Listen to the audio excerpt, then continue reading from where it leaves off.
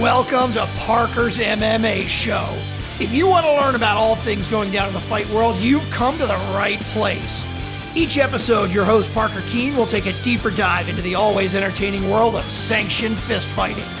Now here's your host, Parker Keene. All right, everyone, welcome back to another episode of Parker's MMA Show. This is episode number 71. Very special guest on today. We have Dalton Rosta. He is the fastest rising star in Bellator's middleweight division, Parker, period. End of story right there. He's 5-0, all 5 wins in the Bellator cage. He's coming off a dominant win this past Friday at Bellator 256 over Tony Johnson. He's sure to get a top 10 matchup next. Very, very excited to talk to him. Dalton, thank you for coming back on the show. Recurring guest, Dalton Rosta. Yeah, it's Rosta, but I appreciate you guys having me back on the show. I'm glad to be back. Absolutely. All right, Billy, let's get right into it. So, Dalton, talk to me about this Tony Johnson fight. How would you rate your performance, and did the fight go as you expected it to go? So, I would rate my performance, probably a 7. I think I did some good things, but I could have did a lot of stuff better. Besides that, though, I kind of expected the fight to go that way. So my prediction of a first-round knockout was based on the fact that I was expecting him to come out there a little bit desperate early. And I was waiting for him. I was waiting him out. And I was going to try and catch him with a big shot whenever he got desperate, whenever he started coming forward with some heat, And that never happened. I figured he's later in his career. He's fighting an up-and-coming prospect. Like, it's now or never for him. So, and whenever I was looking at his social media, when I was listening to his interviews, everything else, he was talking about coming out hot. He was talking about fireworks. He was talking about all this other stuff, talking a big game. So I was like, he's going to come out and try to get the finish, and that leaves him open to get finished, And you guys seen all night long, I was a lot faster than him. I was countering him a lot, and that was the game plan. But I was hoping he was coming out more aggressive, left himself more open, and I could have hit that big overhand right or a head kick or something like that and got the knockout. But he played it more strategically. He played it more technically and tactically, and you've seen the fight play out the way it did. In the lead up, it kind of seemed like the media and everything was kind of hyping up his boxing. Was your game plan to come in there and show, how good of a boxer you are and, the skills that you've got on your feet? Because it kind of in the lead up in the interviews and stuff I heard, it just seemed like everyone in the media was kind of sleeping on your boxing compared to his. Yeah, everybody, like even in the media the week of the fight, they were asking me, how much wrestling do you think I'm going to do or are you going to do? And how much is my wrestling going to play a part in with him having this boxing pedigree and him having this knockout of Joe Schilling? How do I plan to deal with that?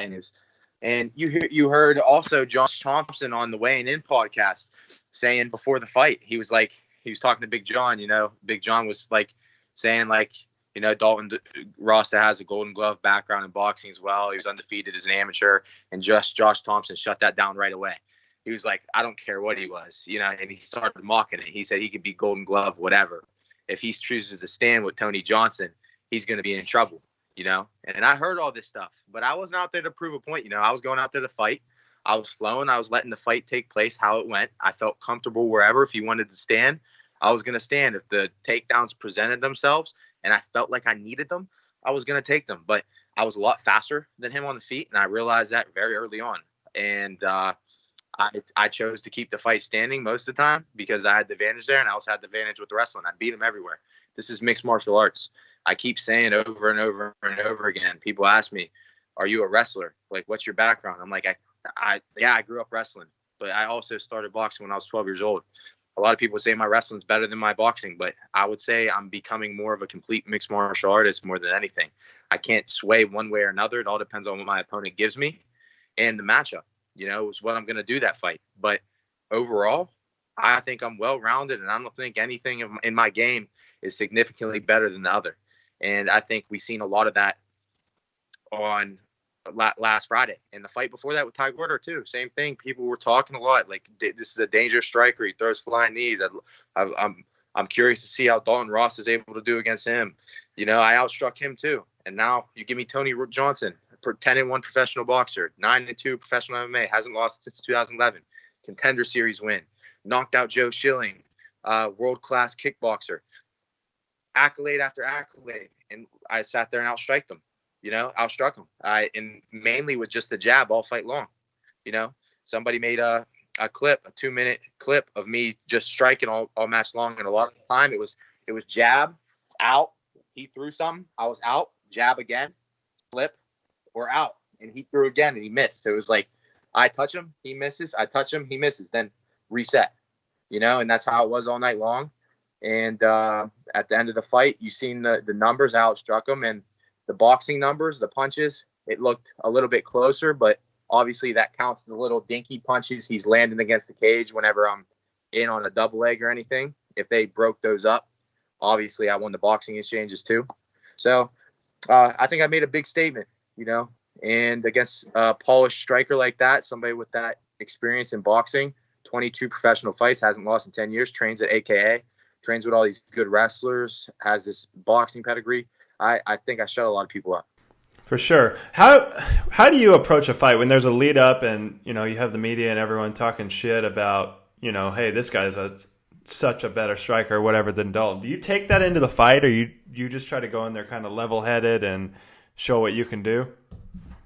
No, I don't take it in the fight. So this is what I everybody has a game plan until they get punched in the mouth. Mike Tyson was famous for saying that. And that's absolutely true.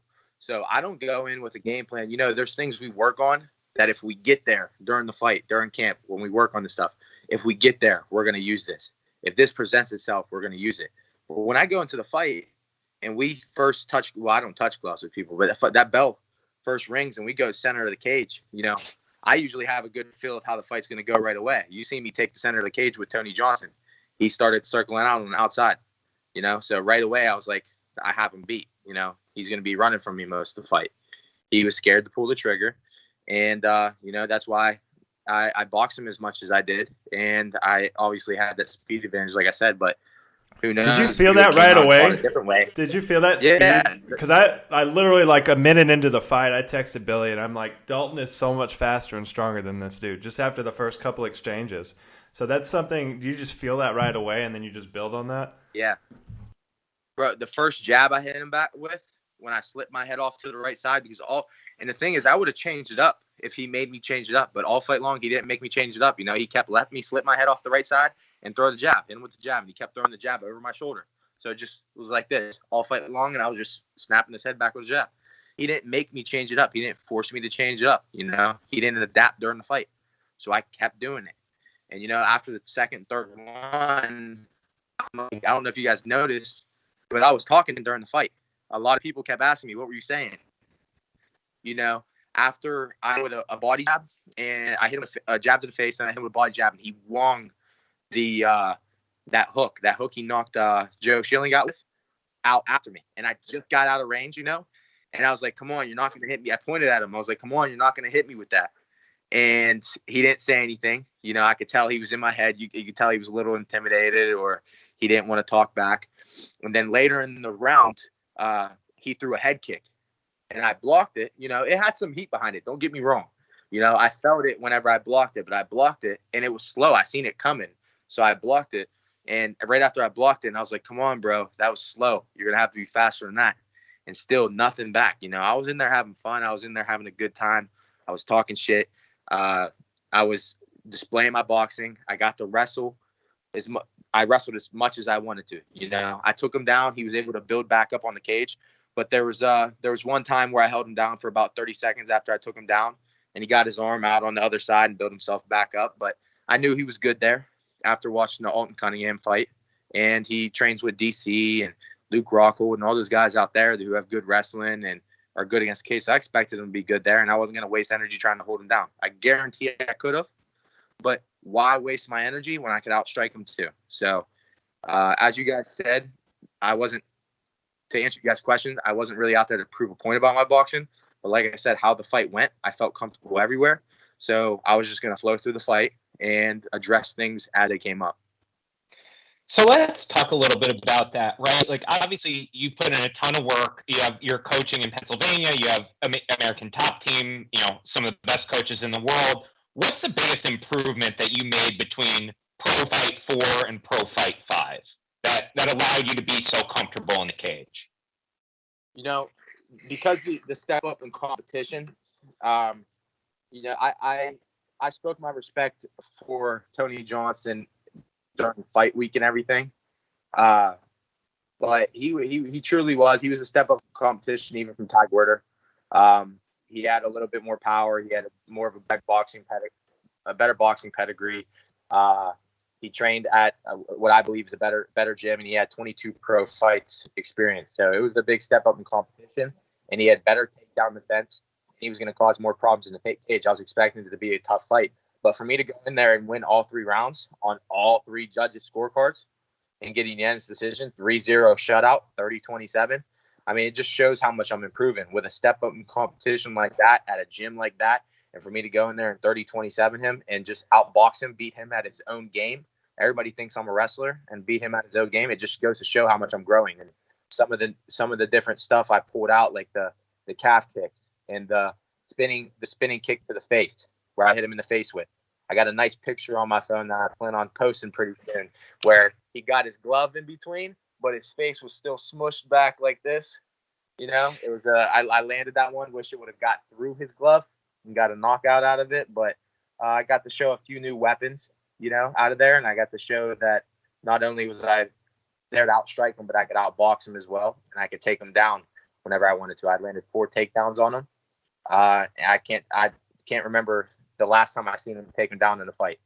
Alton Cunningham tried taking him down probably 10 times in his fight on Contender Series, couldn't take him down. And I did it 4 times. And after I was told Josh Thompson was telling people that Daniel Cormier can't even take him down anymore. And I did it 4 times in 15 minutes. So that goes to show you how much I'm growing. So you come off of this amazing performance, right? And you get to the back, and you were hot in that post-fight interview with the media. I mean, that was one of the most electric interviews I've seen you give. And you're coming hard at Romero Cotton, right? Yeah. What is the beef with Romero Cotton, or is it just the rankings, and that's really what it's about? It's not really so much a beef, but I'm here to. I'm not here to, do what I'm told, and Bellator is my boss and say, you're going to fight this person next. I want to pick my shots, and this dude's ranked number 9. It's not like I'm calling out some bum. We were actually slated to fight before, and he pulled out, and then he talks in his interviews acting like he was supposed to fight that Justin Sumter dude for 10 months, and he didn't get any new name in between. He seemed to omit my name, And then, so he pulled out of a fight. He just didn't want to fight, and that kind of got swept under the rug. And then he gets a number 9 ranking next to his name. So I was a little salty about it, for one. But 2, now, it's not even about any frustration like some people thought, or saltiness or anything. It's just the fact he got a number 9 next to his name. I want to fight a top 10 guy. So why not the person I was supposed to fight before anyways? Why not Romero Cotton, somebody who's also 5-0? 5-0 versus 5-0, somebody's O has to go, and I guarantee you it's not mine. Hey, how pumped are you? I was going to ask him real quick, how pumped are you about the ranking systems in Bellator? Because that seems to be something they had been lacking, and in our eyes, we've talked about it a lot, but I think it's just going to bring a lot of clarity to the divisions. Yeah, I think it's amazing for the promotion, because it makes matchmaking easier. It gives fighters a better sense of where they're at. It gives more notoriety to the fighters. Now you have a number next to the name whenever you're matching these fights up, and fans get a little bit more excited about it. Now fans can look at the rankings and see who's where. And then they can look at the rankings and be like, I want to see this person versus this person. And then you get them saying it so much on Bellator's posts and stuff. And then you get that fight, and it's just, like you said, it brings more clarity. And it makes me excited. I'm always up for the rankings. I'm always reading on that stuff. I'm always reading on the betting odds, and coaches are always telling me don't look into that stuff. But that stuff, like me as a fan of the sport, I like seeing that stuff too. I fight, but yeah, I'm still a fan of the sport. I still watch other fights every weekend. I like looking at this stuff too. So I'm waiting for these rankings to come out today. They were supposed to come out yesterday, but last week they did Tuesday. So I was assuming they're doing the same thing this week. Still haven't seen anything to this point.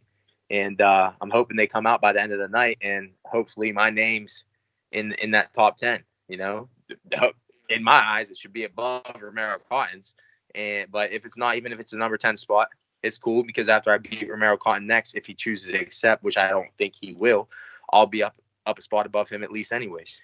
So obviously, Dalton, we know you're a confident guy, and with good reason, but what about the Cotton fight specifically, stylistically, makes you so confident that you can beat him? How do you think that goes? How does it look for the fans?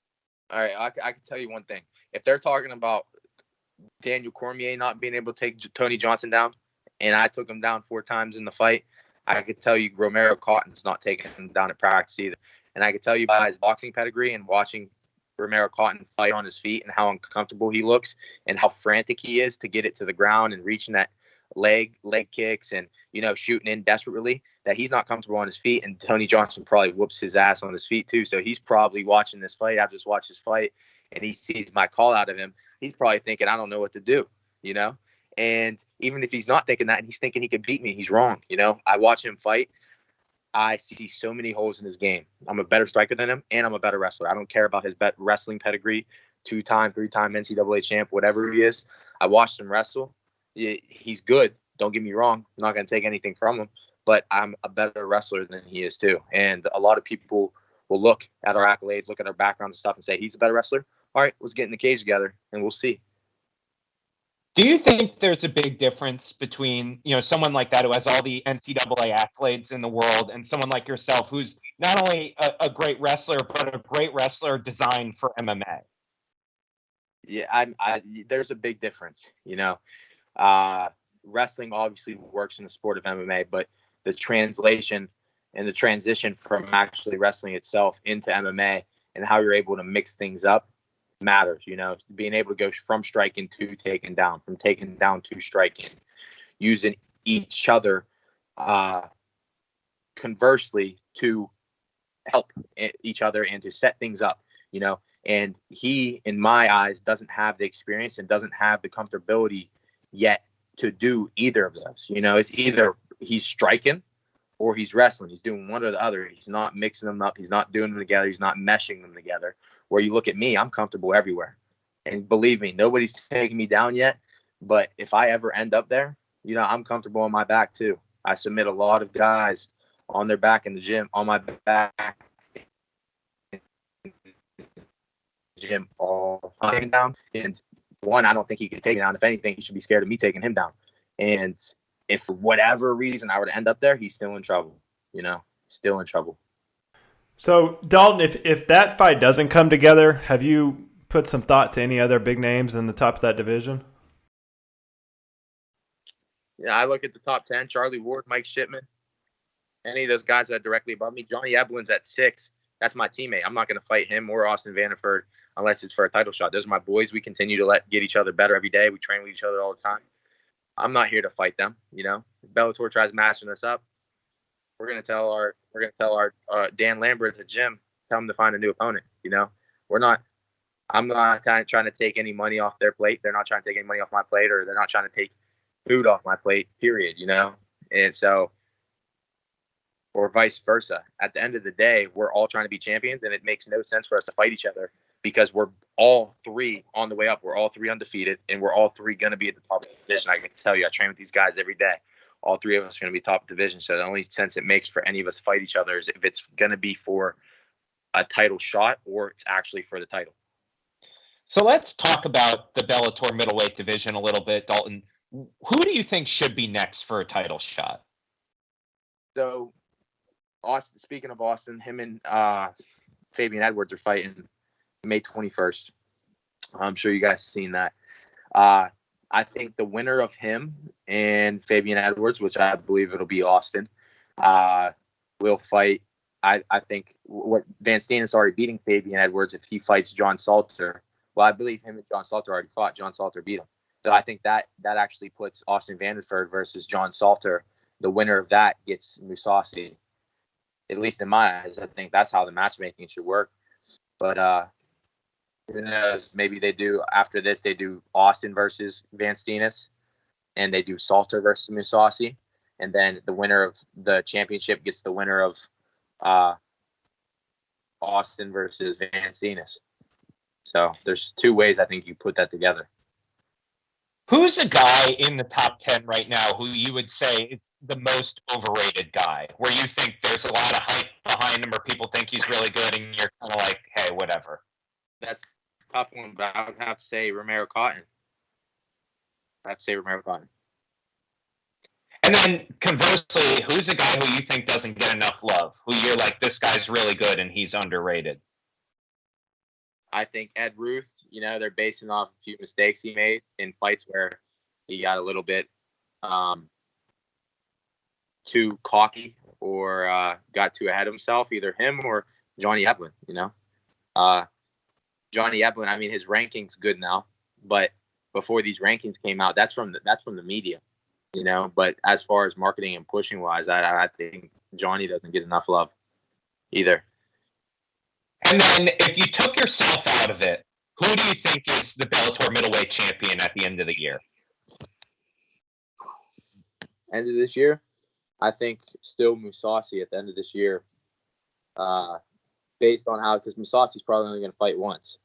He's later in his career. So I think they'll probably give him John Salter next. And I think he beats John Salter. And then, like I said, I think the winner of after Austin beats Fabian, I think the winner of Austin and Van Steenis gets Musasi next year.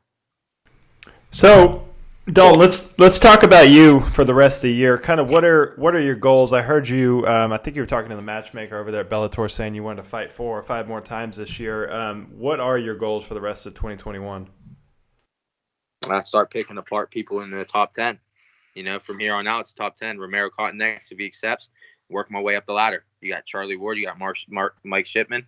Keep working up, because I just finished my first fight on the contract, 4 fights. Romero Cotton second, boom, 6-0. Mike Shipman third or Charlie Ward third. Either one of them, boom, 7-0. Whichever one I didn't fight there, fight them next, 8-0. But yeah, that's what I think. I think 6-0 after Romero Cotton, 7-0. Mike Jones left, 8-0 after that. Renew my contract and start looking at that. Start looking at who's left in the top 5. Fabian Edwards, Van Steenis, John Salter, and I'm sure Johnny Eblin will be fighting one of those 3 too. So, or Austin will be fighting one of those 3 too. We get all 3 of us are going to be in there, and then the winner of those, if Austin isn't the champ already, if he didn't fight Musasi at this time next year, we'll see how it goes. At that point, it's business. Awesome. Well, Dalton, thank you so much for coming on. We got one more segment here. We got a rapid fire segment. Try and do something not about MMA. So I got 5 questions here. I know you're a Newcastle, Pennsylvania native, so I got 5 Pennsylvania-themed rapid fire questions for you. They get progressively more difficult as time goes on, just like a 5-round fight. So let me know when you're ready. I'm ready. Let me hear it. All right. First question, the easiest one. Are you a Sheets or a Wawa guy? Sheets, for sure. Question 2. Which high school sport is the best in Pennsylvania? Wrestling, by far, not even close. 3. Who is your favorite sports team from Pennsylvania? Pittsburgh Steelers. 4. What is the one food you must eat if you ever visit Pennsylvania? Ooh. One food you must eat if you ever visit Pennsylvania. I would say Primanti Brothers. You have to. And your last question, this is the hardest one. Finish this sentence. Pennsylvania is special because. Pennsylvania is special because it's the greatest state there is, whenever it comes to sport. We're churning out national champ after national champ for wrestling. Football is great here. Division I prospects everywhere. Now MMA scene's coming up. You got guys in the UFC. You got guys in Bellator. You got me and Cody Law, Steve Mowry, Common Worthy. And on top of that, our food here is amazing. You got like you said, Manny Brothers, Italian food around here is amazing. I'm from an Italian town. My hometown, Newcastle, PA, is firework capital of the world, hot dog capital of the world. You can Google both of those. The scenery up here, the mountains, everything. It's awesome. The change in seasons, the city, looking at Pittsburgh from Mount Washington, being up there, looking at that view, seeing the city, having Pittsburgh Steelers as our team with 6 rings, being the best football franchise besides maybe New England, in history of the sport. It's a really great state, man. You heard it here from the man himself, Dalton Rosta. I got it this time, Rosta. Dalton, let people know where they can find you on social media and any shout-outs you may have. Dalton_Rosta on Instagram, Dalton Rosta on Twitter. And for my shout-outs, I'd like to thank my sponsors, Armina Stone, Arius Agencies, Avid, Ideal Integrations, and Scooter King. Besides that, my coach, Isaac Greeley, for always help me get to where I am. Mike Brown for helping me out and coming in my corner. They've been nothing but generous and helpful and helped me get better over time. And also Anderson Franca, even though he wasn't able to be in my corner, he helped me all throughout camp. And I'm getting progressively better with those 3 coaches, and it's going to continue to be that way. Awesome, man. Well, it was great to hear from you. Thank you so much for coming on the show again. We're happy to have you on and make this a recurring thing where you keep winning and keep coming on the show. We can make a habit of this. So thank you so much. I'm Billy Naden. He's Dalton Rosta. That's Parker Keene. This was episode 71 of Parker's MMA show. Like, share, subscribe. Dalton, again, thank you. And until next time. Awesome. Thank you. Looking forward to seeing you guys after 6-0. There you go. Good luck, brother. We'll talk to you soon. Bye. Yeah. Texas Trees is the premier tree care company in the DFW area. Whether you need basic maintenance or specialized services, when it comes to trees, we've got you covered. Pruning, chipping, bracing, and cabling, even root barriers and disease control, we do it all. And if you aren't sure what you need, we have certified arborists on staff to point you in the right direction. Visit us at northtexastrees.net. That's northtexastrees.net.